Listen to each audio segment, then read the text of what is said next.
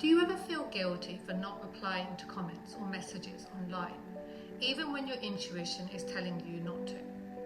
Have you ever felt torn between what your intuition is telling you and what you feel expected to do online? I've gone through this a lot, especially during the period I call the void. It was a time where I had to sit with myself, face my patterns around validation and connection, and really notice how much of that showed up through social media. One of my biggest lessons I learned is how conditioned we are to respond and to react online. Someone comments, messages, likes our posts, and almost instantly we feel we should acknowledge it. I never realized how strong that pull was until I started consciously letting go, choosing not to respond, choosing to wait, choosing to listen inward first. At first, it was incredibly uncomfortable. I felt guilty. I worried what people might think. Would they see me as unkind, distant? Would they take it personally? But every time I tuned in, my inner guidance was clear. Pause, surrender, hold back for now. That brought up a lot of questions for me. Am I responding for them or for me? Am I showing kindness or am I seeking validation?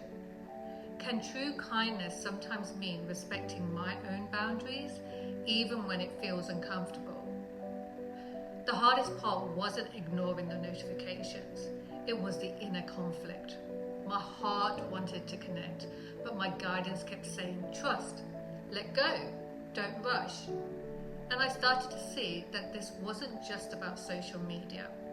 It was about letting go of needing to be seen in a certain way, of needing to meet expectations I didn't even realize I'd taken on. From a spiritual perspective, when guidance tells us no, even when the mind or heart says yes, it's often an invitation to grow, to release attachments, to trust that connection, and love don't depend on constant interaction. Sometimes the most loving thing you can do is not to respond, to give both ourselves and others the space to feel whatever comes up in that silence.